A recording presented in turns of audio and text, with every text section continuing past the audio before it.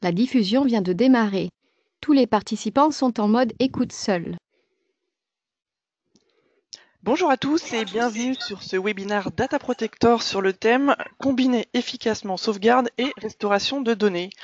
Donc ce webinaire de 30 minutes sera animé par Serge Ardouin et Alex Gendry.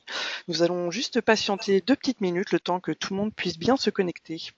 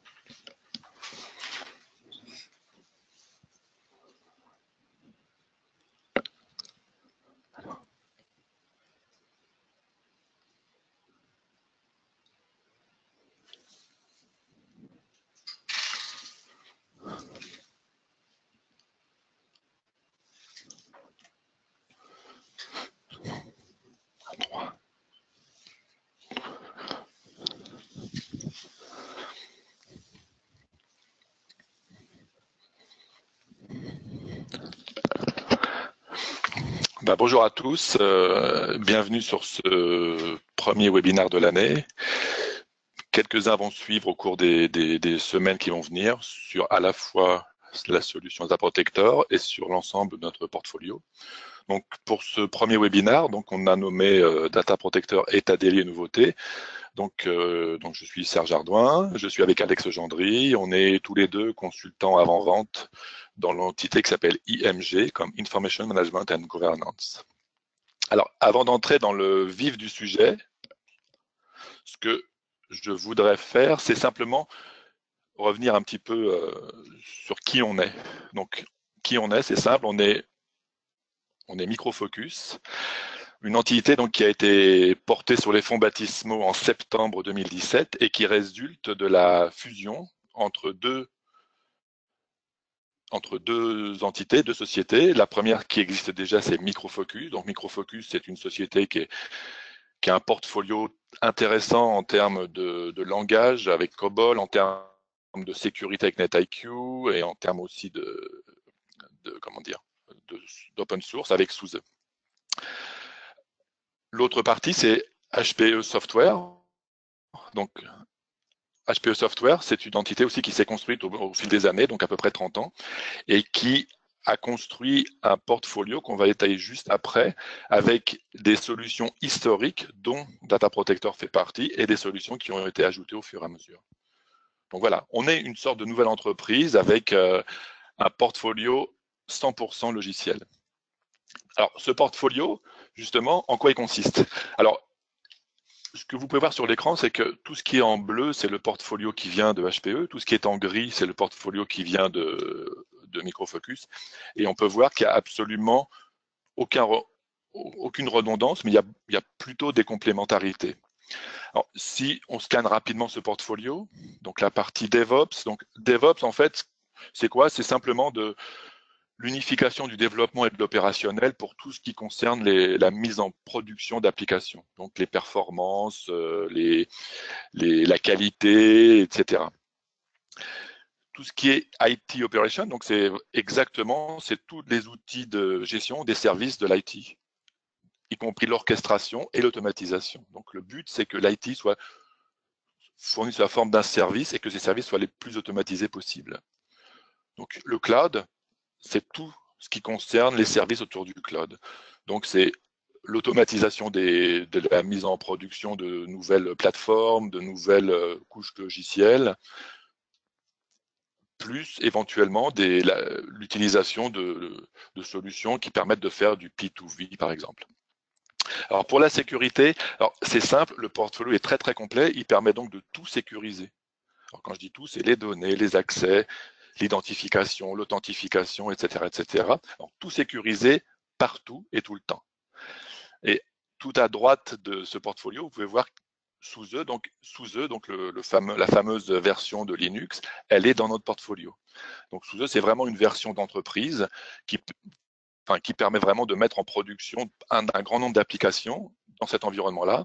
En particulier, si vous connaissez SAP HANA est développé en environnement SUSE.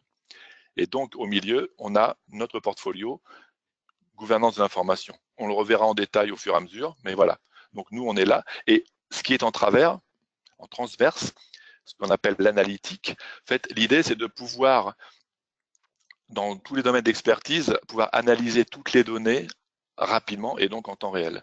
Donc cette analyse se fait par Vertica, qui est une base de données ultra performante et ultra capacitive, et IDOL, qui est un moteur de recherche intelligent. Intelligent, ça veut dire qu'il travaille à la fois sur les métadonnées et sur le contenu. Et lui, IDOL est intégré dans pas mal de solutions, et en particulier dans notre portfolio gouvernance de l'information. Alors, aujourd'hui, on va faire un focus sur Data Protector. Donc, on va faire on va analyser tout le panel de Data Protector depuis l'origine jusqu'à aujourd'hui et même éventuellement jusqu'à demain. Simple, bref histoire de Data Protector. En fait, Data Protector provient d'un rachat d'Apollo en 89. Donc, à l'époque, ça s'appelait Omnibac. Et donc, depuis presque 30 ans, Data Protector est à notre portfolio. Donc, il a subi des évolutions. La première, c'était son changement de nom. Donc, avant, il s'appelait Omnibac, maintenant, il s'appelle Data Protector. Et régulièrement, on annonce de nouvelles fonctionnalités et on enrichit la solution en permanence. Donc, ça veut dire que le fait de s'appeler Microfocus a un impact extrêmement positif sur Data Protector. C'est que le cycle de développement et d'évolution va se maintenir, voire même s'accélérer. C'est ce qu'on verra au cours de la présentation. Alors, en quelques points, on va analyser un peu ce qu'est Data Protector pour ceux qui ne connaissent pas. Pour ceux qui connaissent, on va essayer d'aller un petit peu plus loin aussi.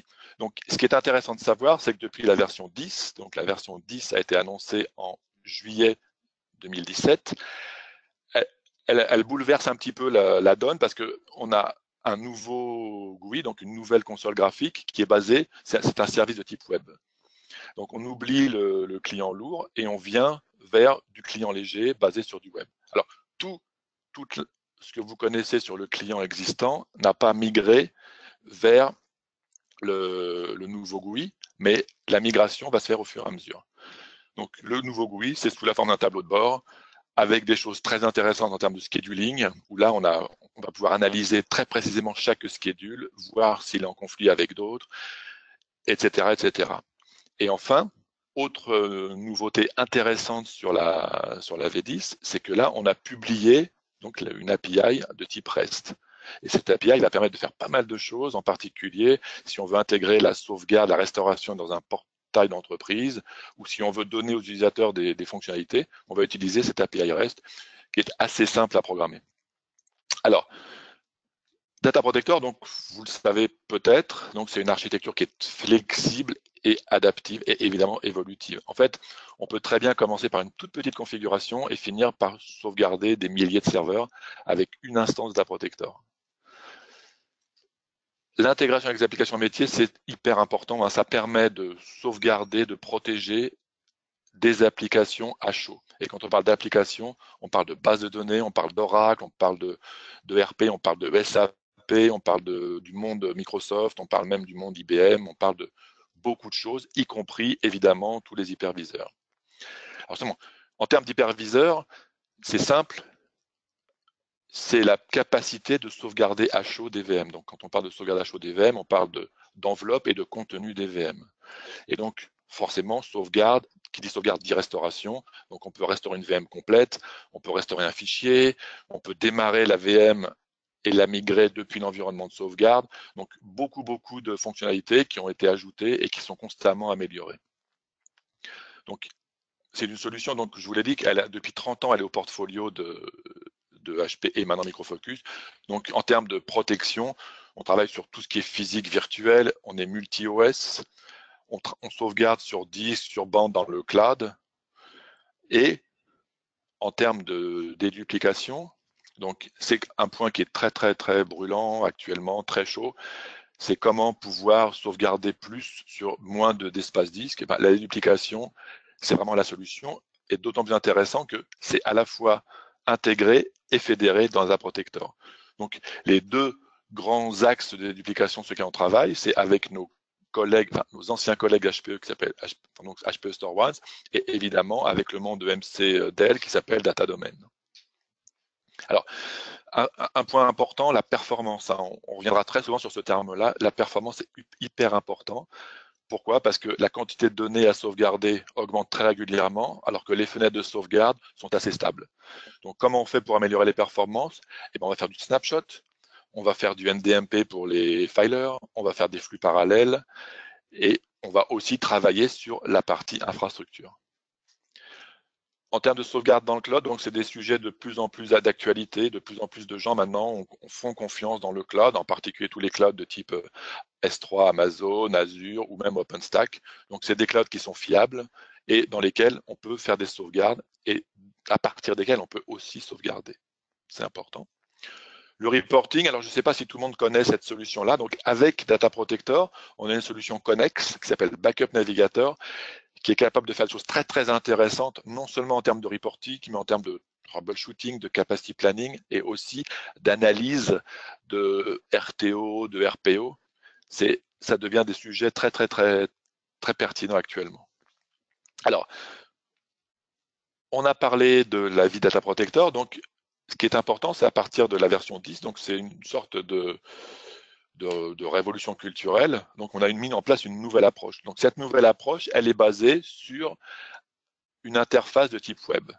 Une interface de type web avec des tableaux de bord qui permettent de contrôler à la fois les clients qui sont dans la cellule, de savoir quelle quantité de données protégées, les licences et les périphériques. Et à chaque fois, quand on va simplement cliquer sur des clients, sur les données protégées, on va avoir des informations un peu plus pertinentes. Par exemple, pour un client, donc un client, c'est donc un serveur qui héberge un ou plusieurs data protectors, on verra que le nombre de composants installés, les licences, etc. Pareil pour la partie licence et pour la partie device, périphérique, on est d'accord. Donc ça donne une information très rapide et très simple sur tous les périphériques connectés, la connectique, etc. Alors, on reviendra en détail dans un prochain webinaire sur justement comment naviguer dans cette nouvelle interface, on verra comment faire des sauvegardes avec cette nouvelle interface. Mais voilà. Donc là, on va passer assez rapidement. Voilà. Par exemple, sur le scheduler, on peut afficher le scheduler comme on veut, en mois, en semaine, en jour, et sur chaque affichage, on a des informations précises, on a des codes couleurs sur lesquels on reviendra plus en détail dans un prochain webinaire. Mais voilà, on a des codes couleurs qui sont parlants et qui vous donnent des informations sur le type de sauvegarde, les sauvegardes qui sont faites dans la journée et les plans de sauvegarde. Donc là, on a fait des choses assez pertinentes en termes d'administration. Alors, autre point hyper important, la sécurité. Donc, en permanence, on travaille sur l'amélioration de la sécurité parce que les solutions de sauvegarde, souvent, sont des points d'entrée souvent pour des hackers. Donc, ce qu'on a fait, c'est que on a fait pas mal de choses. Un point qui est hyper important, c'est le nombre de ports. Donc, on est passé à 3 ports dans le monde Data Protector. Et c'est pas mentionné là, je vous le dis, mais le fameux port 5555 maintenant est migré vers le port 5565. c'est important. Après, on est capable aussi de mettre en place des chiffrements de commandes, de la sécurisation entre le cell manager, l'installation server et tous les clients. Et enfin, autre point, alors cette API REST dont on a parlé, alors elle est sécurisée évidemment, et elle permet justement d'être accessible depuis un navigateur pour pouvoir créer une sorte de self-service pour les utilisateurs.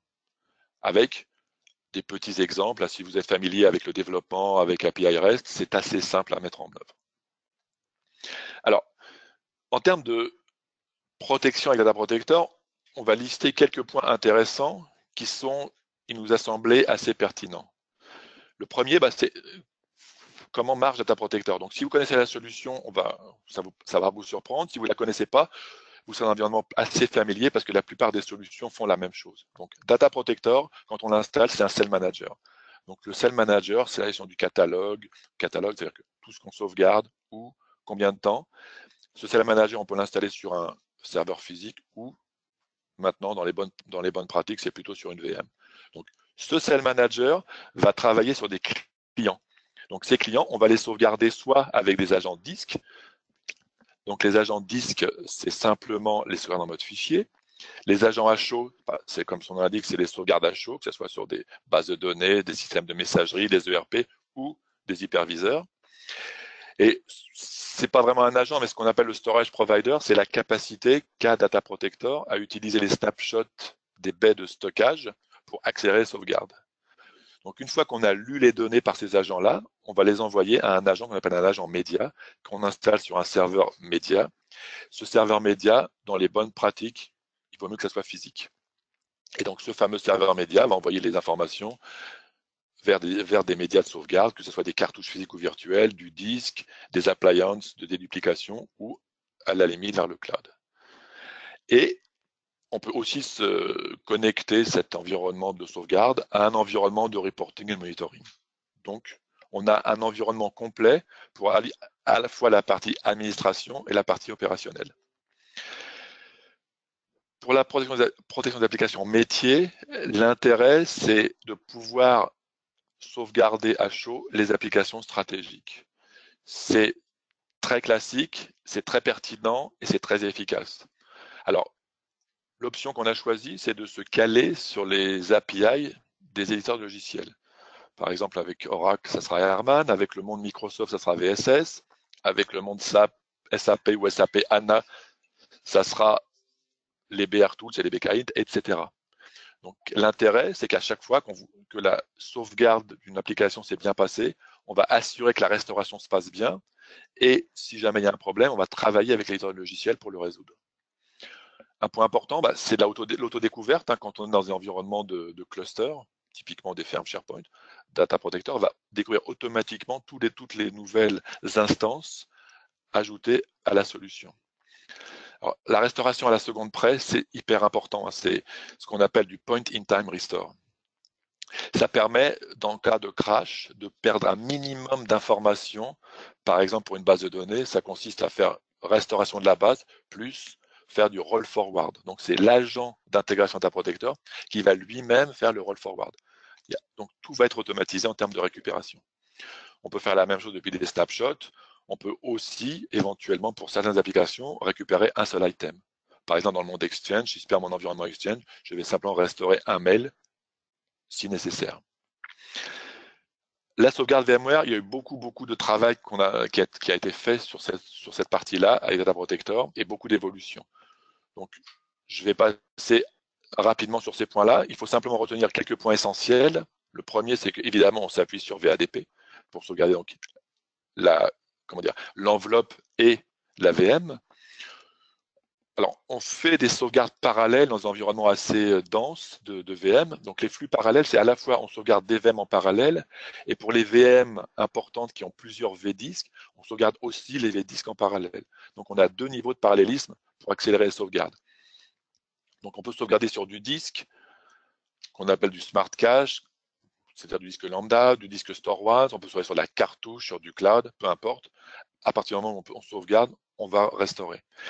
Et cette restauration, elle va se faire directement depuis le Smart Cache, donc le disque lambda, un Store Catalyst ou du snapshot de baie 3 parts. Ça veut dire quoi? Ça veut dire qu'on va accélérer la sauvegarde fournie via VADP par VMware en utilisant comment dire, en utilisant du snapshotting sur les baies. Alors après, en termes de restauration, on peut évidemment restaurer une VM complète avec un autre nom, centre hyperviseur, un autre réseau, mais on peut aussi ne restaurer qu'une partie de cette VM, par exemple un disque ou, à la limite, un seul fichier. En termes de déduplication, ce qui est intéressant, c'est qu'on est capable de faire beaucoup de choses depuis une instance centrale. Donc, ce que je dis sur la déduplication, ça s'applique évidemment à l'environnement StoreOnce et l'API associé qui s'appelle Catalyst. De même manière, ça s'applique à l'environnement Data Domain et l'API associé qui s'appelle DDBoost. L'idée, c'est de pouvoir, depuis une instance centrale, sauvegarder et donc restaurer des sites distants et éventuellement de mettre en place ce qu'on appelle un PRA, donc la possibilité de pouvoir reprendre la production si un site s'écroule, que ce soit le site principal ou des sites distants. Donc l'idée, en fait, comme l'intégration est très forte entre Data Protector et ses environnements de déduplication, on est capable de choisir le lieu où se fait la déduplication. Pour simplifier, dans le data center, on va dédupliquer sur la baie, donc sur l'appliance, parce que c'est vraiment fait pour ça. C'est un moteur ultra efficace. Si on a entre le site central et les sites distants une bande passante qui n'est pas forcément adaptée, eh bien, on va faire la déduplication à la source. Donc, à chaque instant, on peut choisir l'endroit où on va dédupliquer. C'est hyper important pour pouvoir sauvegarder des sites distants. Alors, pour la partie cloud, j'ai mentionné donc sauvegarde restauration ou copie donc vers ou depuis le cloud. Donc, dans les versions qui vont arriver Data Protector, on va pouvoir sauvegarder des instances qui sont déjà dans le cloud. Donc, on commence par des VM. Et voilà, l'idée, c'est de pouvoir sécuriser tout ce qui se passe dans le cloud. Donc, en gros, parmi les bonnes pratiques, ce qu'on fait, c'est qu'on va d'abord sauvegarder en local et on va faire une copie vers le cloud. En gros, pour simplifier, pour Data Protector, le cloud, c'est un média de sauvegarde comme un autre. Avec, en plus, des choses intéressantes. Donc, on va s'appuyer sur des clouds pérennes, de type Amazon S3 ou Azure ou Scality, ou peu importe. Et on va utiliser donc des méthodes pour améliorer les performances, comme le multistreaming, la compression, la déduplication. Après, bon, on travaille avec pas mal d'intervenants dans ce monde-là, mais c'est vraiment un axe de développement hyper important dans les mois et les années qui vont venir. Sauvegarder vers le cloud et sauvegarder dans le cloud.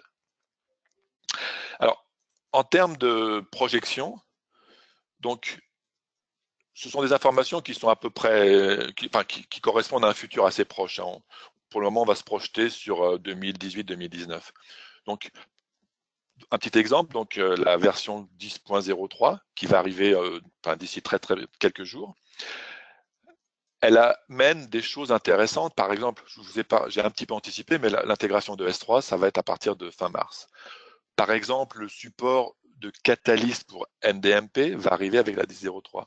Ce qui est intéressant, c'est que à partir de cette version-là, quand on travaille en mode NDMP, on ne sera pas obligé de recourir à des VTL qui implique une gestion un petit peu plus lourde, alors que là, on va faire directement du Catalyst. Donc, gestion plus simple et meilleure performance. Alors, dans les versions qui vont venir, donc là, on a essayé de regrouper sur un seul slide les versions futures.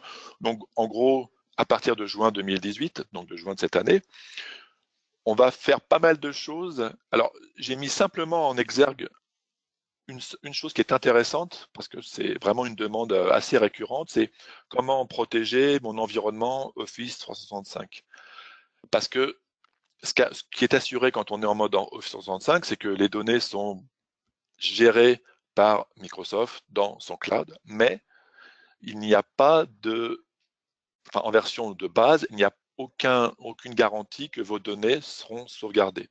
Autrement dit, si vous perdez des informations, vous ne pouvez pas les restaurer. Donc, c'est pour ça qu'on a mis l'accent sur cette intégration Office 365. Plus, évidemment, comme d'habitude, beaucoup d'intégrations à venir. Alors, sur ce schéma-là, évidemment, c'est un document relativement confidentiel, mais c'est en gros, c'est la roadmap de ce qu'on appelle Data Protection Suite. Donc, Data Protection Suite, c'est la protection des données, mais non pas seulement par Data Protector. Ça peut être VM Explorer, dont on parlera dans un prochain webinaire. Ça peut être Backup Navigator. Et ce qui est intéressant de voir là-dessus, c'est que on met en œuvre des nouvelles fonctionnalités qui sont demandées par des partenaires. Donc là, je n'ai mentionné que des partenaires qui ont accepté d'être diffusés. Par exemple, DXC, anciennement HP Enterprise Services, H3C, qui est un partenaire qui monte du côté de l'Asie. Donc ça veut dire que si vous, en tant que partenaire, en tant que client, vous avez des demandes spécifiques, vous nous les faites parvenir, on les met dans la to-do list de nos équipes de R&D et à plus ou moins brève échéance, ils seront intégrés dans la solution.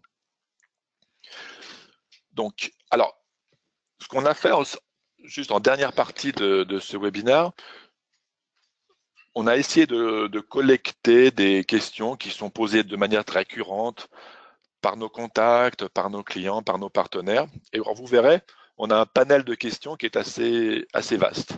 Donc, comment on va faire? Je vais poser des questions et mon collègue Alex va y répondre. Alors, vous verrez, c'est des questions qui sont assez basiques au début, mais voilà. Donc, la première question est la plus simple, c'est pourquoi sauvegarder? Alors, il faut sauvegarder évidemment pour restaurer. On doit pouvoir restaurer ces données en cas de perte de données, de faille de serveur, catastrophe naturelle ou autre. Et de plus, la sauvegarde est une excellente protection contre les virus. Pourquoi? Parce que les données sont pas en ligne, elles sont donc isolées et il est possible de restaurer une sauvegarde antérieure à la date d'infection pour pouvoir récupérer son infrastructure. Ça a été le cas par exemple chez un de nos clients qui a été sévèrement touché par un ransomware et on a été capable de restaurer l'intégralité de son infra à partir d'une sauvegarde saine, du coup leur évitant de perdre des semaines de données. De plus, il est nécessaire de sauvegarder pour respecter les règles internes et externes, ainsi que pouvoir être compliant dans des situations d'audit. Alors, juste petite parenthèse, on a prévu de faire un webinaire dans les semaines qui viennent sur de la protection des données et sur GDPR ou RGDP, ça dépend. D'accord? Donc, si ça vous intéresse, n'hésitez pas à revenir vers nous. Ça fait partie des projets qu'on a. Alors, deuxième question, bête mais évidente, pourquoi Data Protector? Alors, Data Protector, tout d'abord, notre solution a une longue expérience dans la sauvegarde, mais notamment dans la restauration. En effet, comme pour la plupart des solutions de sauvegarde, je pense, certains de nos clients peuvent rencontrer des problèmes de sauvegarde, mais pour ce qui est de la restauration, les problèmes sont très rares, voire quasiment inexistants. C'est bien beau de sauvegarder, mais la nécessité est dans la restauration, et sur ce point, Data Protector est très fiable. Ensuite, Data Protector supporte un large spectre de sources et de cibles, par exemple protection des environnements physiques et virtuels, ainsi que physique vers virtuel, sur disque, bande, cloud, intégré avec les applications stratégiques pour une protection optimale, c'est-à-dire sauvegarde à chaud, restauration granulaire, etc. Et de plus, elle est très évolutive. Une seule instance de Data Protector permet de protéger de 1 à 5 000 clients, de lancer entre 1 à 100 000 sessions par jour et de gérer entre 1 Tera et 50 pétabytes de données. Elle est tout ça avec une installation et une configuration simple et rapide des différents éléments. Ça pourrait être par exemple une autre démo de webinaire, une autre démo qu'on pourrait faire durant un webinaire, si jamais cela vous intéresse. Et elle propose aussi deux types de licensing. Le premier, c'est licensing fonctionnel à la fonctionnalité du coup, et le deuxième à la quantité de données protégées. Alors merci. Alors, autre question évidemment, pourquoi sauvegarder dans le cloud? À quoi ça va me servir? Alors, le cloud, c'est une cible de stockage très intéressante, peu onéreuse et fiable, et elle propose pratiquement un espace de sauvegarde infini. Et de plus, les fournisseurs principaux proposent un stockage très sécurisé. Nos clients qui externalisent leurs données dans le cloud ne rencontrent quasiment pas de problème de sécurité. De plus, il est possible d'envoyer des données dans des clouds externes, hébergés à différents endroits sur la planète, en Europe ou en France, ou encore dans vos clouds privés. Comme j'ai dit, c'est une solution peu coûteuse et du coup très utile dans la mise en place d'un plan de reprise d'activité. Avec Data Protector, les données envoyées dans le cloud sont compressées, dédupliquées et chiffrées. de telle manière à réduire la bande passante nécessaire, car en effet, il faut faire attention à la bande passante. Il s'agit là du goulet d'étranglement principal dans ce type de sauvegarde. Alors merci. Alors maintenant, on rentre un petit peu dans le dur. Là, c'est comment peut-on protéger à chaud des applications stratégiques? Enfin, je dis pourquoi on pose la question, parce que c'est vraiment une question extrêmement récurrente. Alors, Data Protector est fortement intégré avec les différentes applications stratégiques pour proposer différentes méthodes de sauvegarde et de restauration. Elle va, à l'aide soit d'agents ou des API des éditeurs, comme Herman pour Oracle, VSS de Microsoft ou BRTools pour SAP, permettre de sauvegarder de manière fiable et automatisée, avec des sauvegardes complètes ou incrémentales, à froid ou à chaud, les différentes applications. La configuration des sauvegardes est facilitée à l'aide de fonctionnalités d'autodécouverte dans des situations multi-instances ou en cluster, par exemple lors du SharePoint ou du SQL. Les sauvegardes des applications est aussi considérablement accélérée à l'aide des snapshots. Le temps d'indisponibilité des applications est quasiment nul. Et pour la restauration, cette intégration permet des restaurations complètes, granulaires, voire même à un instant donné, à la seconde près. Cela en restaurant tout d'abord la base, puis en rejoignant les logs, ou ce qu'on appelle du roll forward. Alors maintenant, une petite question un petit peu plus, comment dire, un peu plus, j'allais dire, délicate, c'est, ok, on sauvegarde des applications, on sauvegarde des VM, mais comment on fait pour protéger une application dans une VM? Alors à nouveau, ça pourrait être un sujet très intéressant dans un autre webinaire. Prenons l'exemple d'une base de données Oracle sur Linux dans une VM VMware. Alors la VM est d'abord sauvegardée à chaud via VADP. Cependant, si on se limite à cela, la cohérence de la base dans cette VM ne sera pas assurée et donc peut impacter la restauration. Alors ce que nous allons faire, nous allons sauvegarder la base à l'aide d'un agent présent dans la VM. Pour une restauration, on va restaurer d'abord la VM, puis la base de données à un instant précis en rejoignant les logs. D'accord, effectivement. Et alors, donc on a vu comment faire la sauvegarde, mais alors maintenant on sauvegarde sur disque, et donc forcément la question qu'on se pose, c'est à quoi sert la déduplication? Alors principalement, ça sert à diminuer l'espace de stockage nécessaire, mais pas seulement. Data Protector est intégré avec les leaders du marché, comme a indiqué Serge, HPE StoreOne et Data Domain de MC, pour proposer une déduplication fédérée. Ce qui veut dire qu'en fait, elle est pilotée automatiquement par Data Protector de la source à la cible.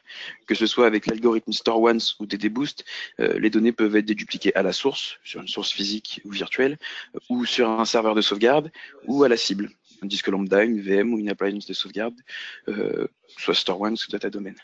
Le fait que chaque élément connaisse ces algorithmes permet de déplacer les données de manière dédupliquée du début à la fin, sans avoir besoin de réhydrater les données à n'importe quel moment du cycle de la sauvegarde. Cette déduplication permet donc de choisir quel élément portera la charge de la duplication et surtout de diminuer la bande passante nécessaire à la sauvegarde. Très important pour la sauvegarde de sites distants ou le sujet de PRA par exemple. D'accord, alors justement, on parle de rapidité. Que propose Data Protector justement pour accélérer les sauvegardes? À cause de la quantité de données à protéger qui ne cesse de croître, sauvegarder ces données dans les fenêtres imparties devient de plus en plus difficile. Diminuer les données à protéger, c'est risqué.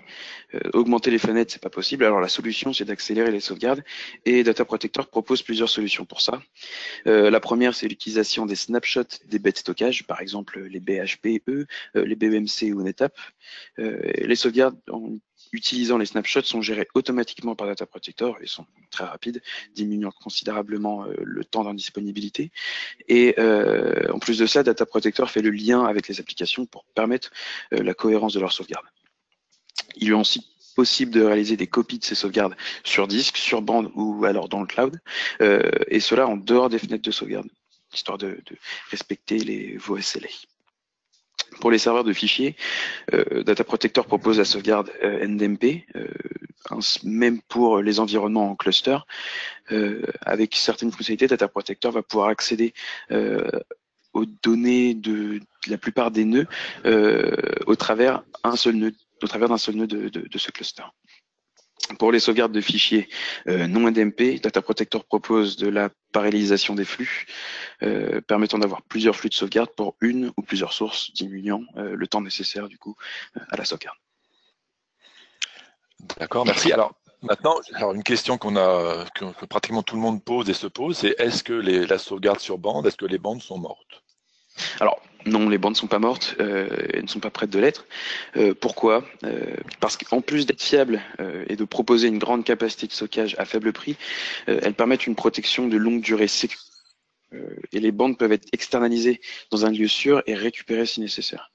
On peut voir aussi, d'après le plan de charge affiché à l'écran, que le support n'est pas mort. Il est prévu sur plusieurs versions encore. Et en plus de ça, Data Protector a une très longue expérience avec les bandes, car à l'origine, elle a été conçue pour faire de la sauvegarde sur bande.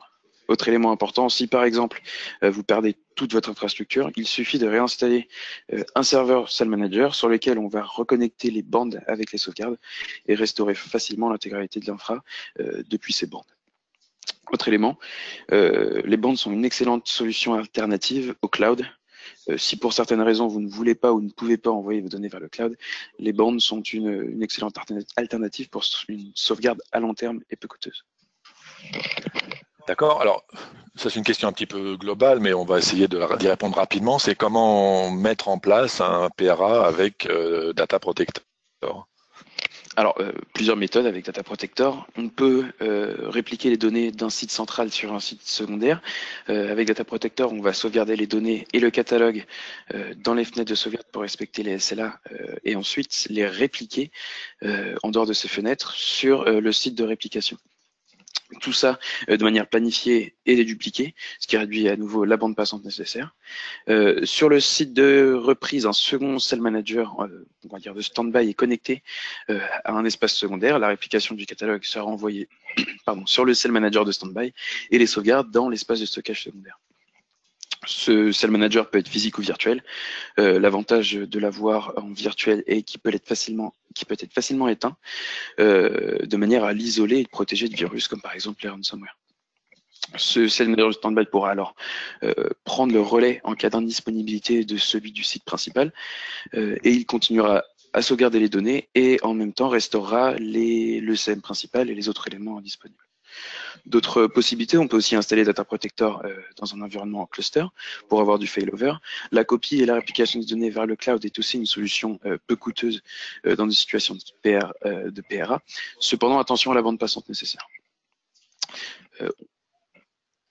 Pardon, oui, j'accélère un peu parce qu'on a un peu débordé le temps. Ouais, alors la dernière question, c'est, on a parlé tout à l'heure, mais c'est comment protéger des sites distants? Alors, les sites distants la protection des sites distants va s'appuyer sur différents éléments. Le challenge ici, c'est la bande passante et l'impact sur l'infrastructure de ces sites.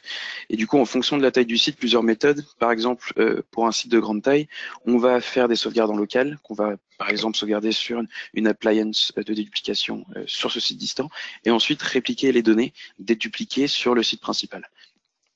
Tout ça planifié, dédupliqué et géré de bout en bout, évidemment, par Data Protector. Pour un site de taille moyen, où par exemple, on n'a pas les moyens d'avoir une appliance de stockage physique, on peut configurer une appliance de déduplication virtuelle ou utiliser un serveur, le serveur de sauvegarde pour faire la déduplication, pour ensuite envoyer les données en dédupliqué vers le site central, toujours en optimisant la bande passante. Et pour un site de petite taille, étant donné que tous les éléments de Data Protector ont connaissance de l'algorithme de déduplication StoreOnce ou Data Domain, les serveurs sources en eux-mêmes, les clients vont pouvoir réaliser la déduplication et envoyer directement les données sauvegardées en dédupliqué vers le site central. Autre méthode, on va pouvoir utiliser ce qu'on appelle le seeding, où on va réaliser une sauvegarde complète en local qu'on va mettre sur un support externe et qu'on va transférer de manière physique vers le site central pour l'injecter dans l'appliance de ce site. Et par la suite, les sauvegardes du site distant seront des sauvegardes incrémentales et perpétuelles. La combinaison des sauvegardes incrémentales, perpétuelles et duplication réduit considérablement la bande passante nécessaire et du coup est une excellente solution pour la protection des petits sites distants. Alors, merci. Alors, c'était assez dense, hein, c'était assez rapide, mais bon, on a essayé d'aborder la plupart des sujets. Alors, tout d'abord, je voudrais vous remercier de votre présence. Alors, dans les prochains webinaires, voilà les idées qu'on a. Pour les dates, c'est à peu près fixé, mais pour les idées, le premier sur lequel on va travailler, c'est Databricks par la pratique. Donc, c'est des démos. Comment on installe, comment on navigue dans la nouvelle console, comment, par exemple, on fait une sauvegarde d'une VM et une restauration granulaire. Voilà, c'est ce qu'on va faire. En une demi-heure, on va vous montrer pas mal de choses. Le suivant, ça sera donc un sujet aussi très, très intéressant, c'est la partie comment gérer la GDPR ou la RGPD. Donc GDPR, hein, c'est General Data Protection Regulation, donc c'est un règlement européen qui va rentrer en vigueur au mois de mai. Et comment donc Data Protector peut aider justement à être conforme à cette réglementation. Voilà. On va vous donner accès au replay, on va vous donner accès à la présentation. Si vous voulez plus d'informations, vous avez sur l'écran des liens intéressants pour naviguer chez nous. Et donc, on vous remercie et on vous donne rendez-vous, a priori, donc ça sera confirmé, mais pour le jeudi 17 mai à 11 h. Voilà. Et ben, je vous souhaite une bonne fin de journée et ben, je vous dis à bientôt.